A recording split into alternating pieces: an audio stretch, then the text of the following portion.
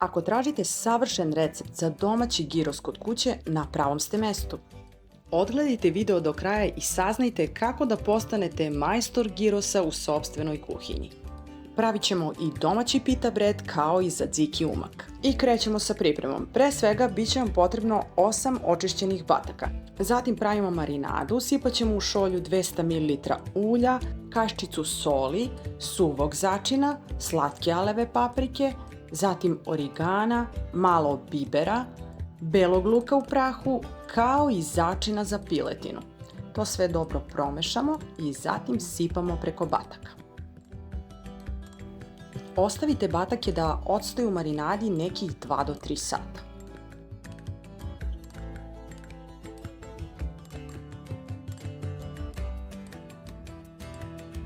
Rerna nam je zagrejana na 200 stepeni, a mi krećemo sa ređanjem piletine na štapiće za ražnjić.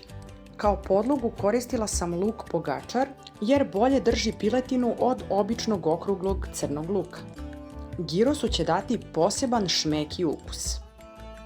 Postoje različite varijante pravljenja gyrosa kod kuće, ovo je lično moja varijanta, poseban odabir začina kao i način pripreme. Kada smo poređali meso, stavit ćemo odozgo aluminijumsku foliju. Dobro prekriti i ide na pečenje nekih 45 minuta. Dok nam se peče meso, krećemo sa pripremom pita breada. U jednu činiju sipamo 100 ml mlakog mleka kao i 100 ml vode. Zatim stavljamo 25 g svežeg kvasca, kaščicu soli i čekamo da se kvasac aktivira nekih 10 minuta. Za to vreme pravimo tzatziki umak ili tzatziki salatu. Narendajte jedan krastavac, iscedite višak tečnosti iz njega, narendajte također 2-3 čena belog luka, stavite 2 kašike pavlake, malo soli, malo majoneza, promešajte dobro i naša tzatziki salata je gotova.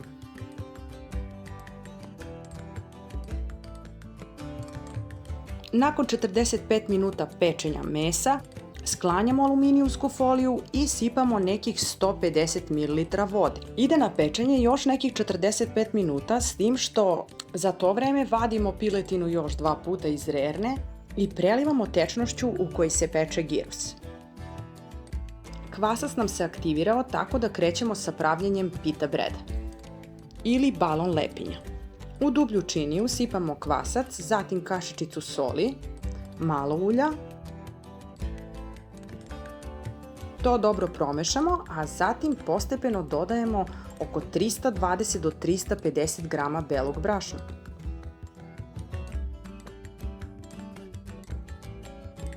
Bitno je da sve dobro promešate, da ne bi bilo grudvica, a zatim nastavljamo sa stavljanjem brašna. Kada je testo već dobilo određenu gustinu, prebacujemo ga na podlogu i zatim krećemo sa izradom. Testo mesimo nekih 10 minuta. Pod rukom mora biti glatko i mekano. Zatim vraćamo u činiju i ostavljamo da naraste nekih 10 do 15 minuta. Testo se udvostručilo tako da krećemo sa pravljenjem lepinja. Prebacujemo na podlogu gdje smo sipali malo brašna. Urolat ćemo testo, odvajamo manje komade i pravimo lepinje. Lepinje napravite što tanje jer će svakako fino narasti u tiganju.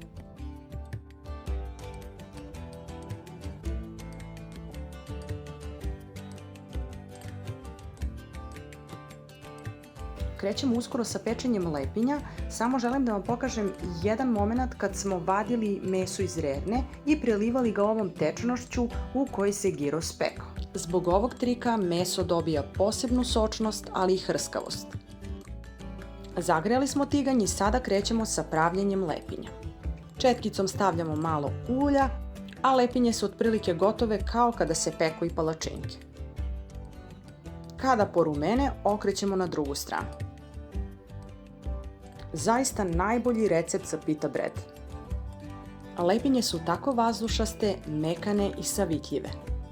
Stavite četkicom malo ulja i sa suprotne strane.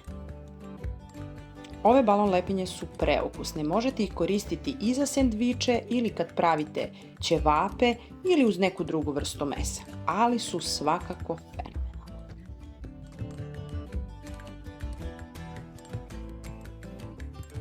Evo i našeg girosa, gotov je, tako da krećemo sa najlepšim delom, a to je serviranje.